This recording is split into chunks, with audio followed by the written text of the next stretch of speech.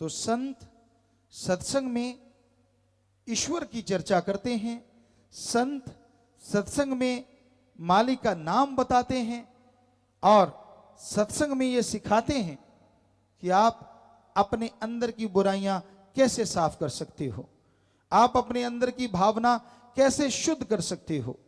जो मानते हैं, जो सुनते हैं, उनके ऊपर भगवान की कृपा होती है और जन्मों जन्मों के पाप कर्म धुल जाया करते हैं। तो भाई, मन माया ने जाल रूपे बुरी तरह से कस्यो, भाई बुरी तरीके कस्यो, विषय विकारा रह चोगे में रूप अक्षीडो फस्यो विचारो, रूप अक्षीडो फस्यो, निकल सके है जीव जो सत्संग कर सीरे। मन बड़ी जालिम ताकत है। आप बैठे कहीं और हो, दिखते कुछ और हो और अंदर मीटिंग कुछ और ही चल रही है। मन की गंदी सोच आदमी को नरकों में ले जाती है, ये भले काम नहीं करने देता। पहले आपको ये बता दें, मन है क्या। आदमी के दिमाग को गंदे बुरे नेगेटिव विचार जो देता है वो है मन की आवाज। आदमी के दिमाग को अच्छे भले नेक विचार जो देता है वो है आत्मा की आवाज, अंदर की आवाज। तो मन बुराई का प्रतीक है, बुराई की जड़ है। ये हमेशा बुरे ख्याल देता है, बुरी सोच देता है। मन की बुरी सोच, मन की घटिया सोच आदमी को सुमरण नहीं करने देती। कौन सी सोच देता है? काम वासना, विषय विकार। आदमी औरत की तरफ, औरत पुरुष की तरफ आकर्षित होते हैं। लड़ाई झगड़े, कत्लो गारत इससे बढ़ती चली जाती है। आदमी गंदगी का कीड़ा बन जाता है। फिर है क्रोध, मन के ये सारे अधीन हैं। क्रोध, जब गुस्सा आ जाए आदमी चंडाल बन जाता है, चंडाल। सामने मां, बाप, बेटा, बेटी कोई भी आए सबको गाली गलौज करेगा, सबको बुरा बोलेगा, क्योंकि तब चंडाल का रूप हो जाता है, बेरहम। तो जितना टाइम क्रोध में जला वो श्वास खत्म, बाद में उसके लिए रोएगा मैंने ऐसा क्यों किया, वो श्वास खत्म, बर्बादी हो गई। फिर है लोभ, लोभ लालच।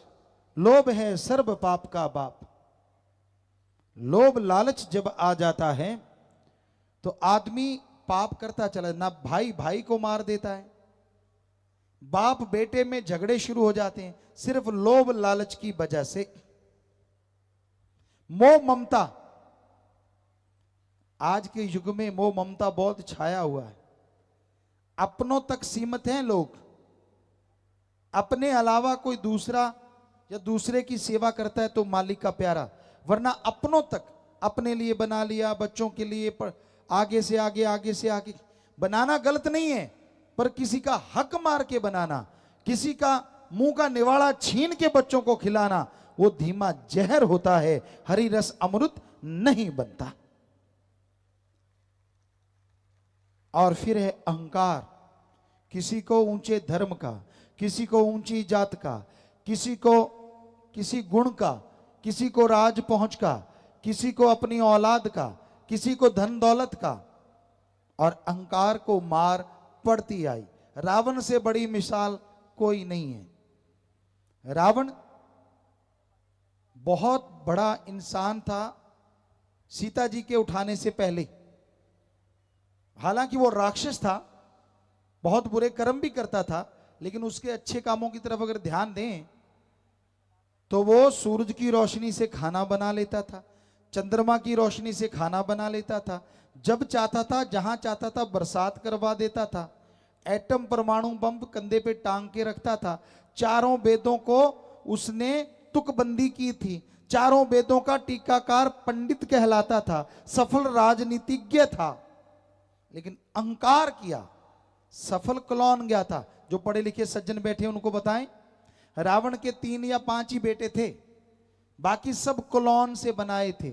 1 लाख सफल क्लॉन गया था, क्योंकि उसके बेटों के आगे बेटे थे, तो सफल क्लॉन गया था। पर उसने सीता जी को उठाया तो एक लख पूत सवा लख नाती, तेरा वनगर दिया न बाती। तो अहंकार आप किस बात का करते हैं? उसके पास तो सोने का महल था, गोल्ड का, उसके नौकर भी सोने के महलों में रहते थे, सोने चांदी के बर्तन थे।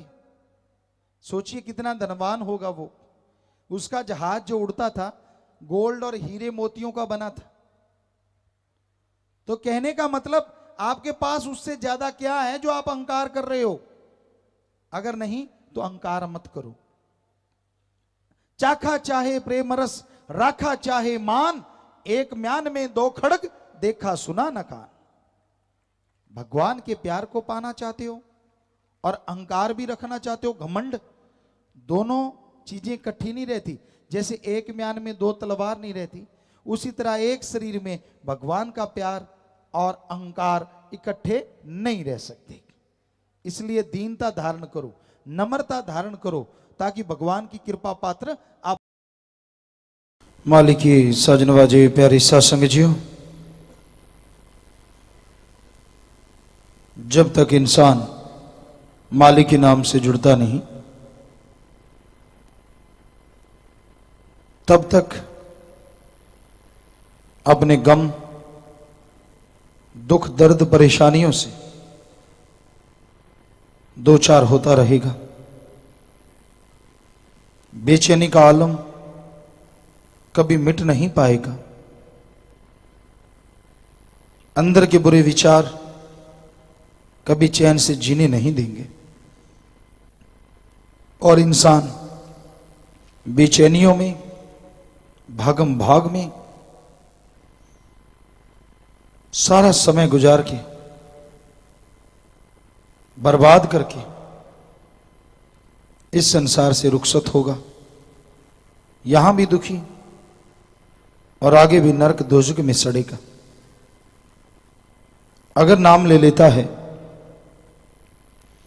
तो यहां भी सुखी और आगे भी मालिक का रहमो करम बरसता है। वो आवागमन से आजाद होके मालिक की गोद में जा विराजता है।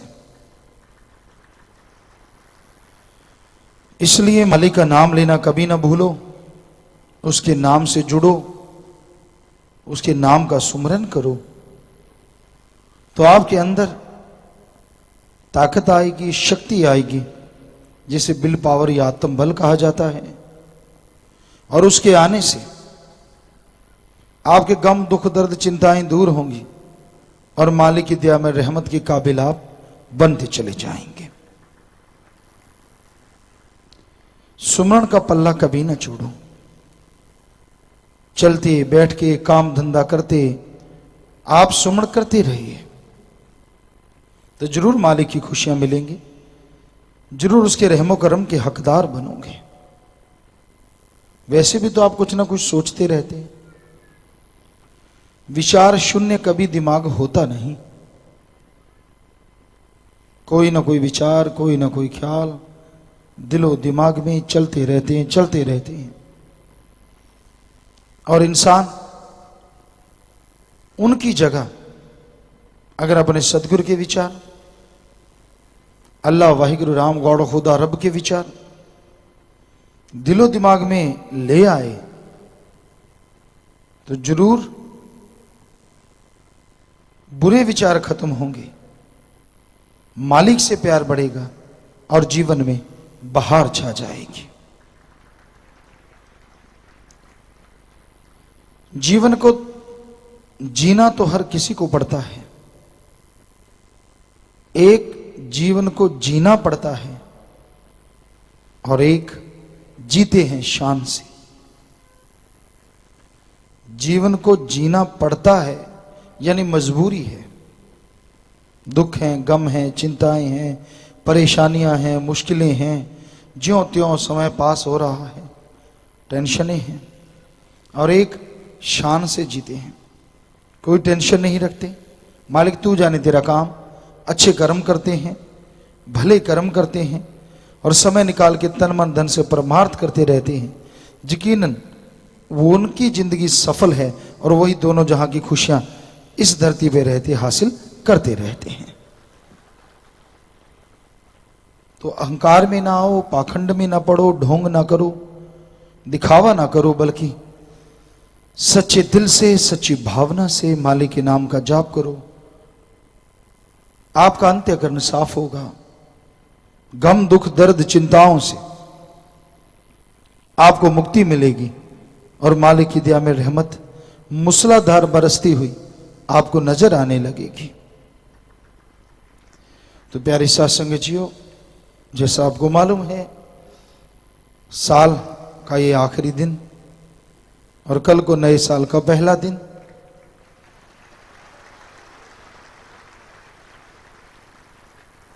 इस साल में अनजाने में जाने में आपसे जो पाप गुनाह हुए, मालिक के सामने तौबा करके उसे छोड़ दीजिए। इसी साल में गुणों को उठा के अगले साल ले चलिए और इरादा मजबूत बना के चलिए। और गुण ग्रहण करना है और मालिक की खुशियों को पाना है। यकीनन नया साल आपके लिए मुबारक हो और आपको वाकई ऐसी खुशियां बख्शे। जो गलतियां आपने इस साल में की हैं, जो बुरे कर्म इस साल में किए हैं, वो अगले साल में ना करने का प्रण करें। नए साल में साथ लेके चलें। जो आपने सुमरण किया, सत्संगें सुनी, आप ले जाएं ना ले जाएं, वो साथ रहेगा। छोड़ जाएं आपके अवगुणों को, छोड़ दें आपकी बुरी आदतों को।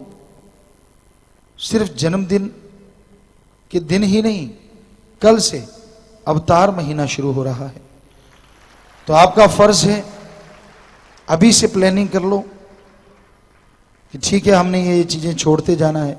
रोजाना कम से कम एक गलती, बाकी 2, 3, 4, 5, 7 जितनी मर्जी छोड़ लो, ऐसा कोई हर्ज नहीं है। कहीं सोचो भी दिन तो एक ही क्या है। अगर आपके अंदर बुराइयों का भंडार है तो ज्यादा छोड़ो। और लगता है कि कुछ एक बुरी आदतें, रोज एक बुरी आदत, मजलिस है तो भी ठीक, नहीं आ पाते तो भी घर में अपने सदगुरु मौला को याद कीजिए। ज्यादा ही है तो तस्वीर अपने अंदर से पैदा कीजिए, नहीं तो फिर बाहर वाली तस्वीर के सामने सच्चे दिल से नारा लगा के तौबा कर लीजिए कि हाँ भाई, ये बुराइयां मैं आज छोड़ रहा हूं और पूरी जिंदगी में कभी नहीं दोहराऊंगा। तो फिर देखो कैसे अवतार महीने की खुशियां आपके अंदर आती हैं, बाहर आती हैं और आप अंदर बाहर खुशियों से माला माल हो जाएंगे। धन धन सतगुरु तेरा ही आशा। सभी साथ संगत जी से निवेदन है कि मेरा चैनल जरूर सब्सक्राइब करें जी। धन धन सतगुरु तेरा ही आसरा।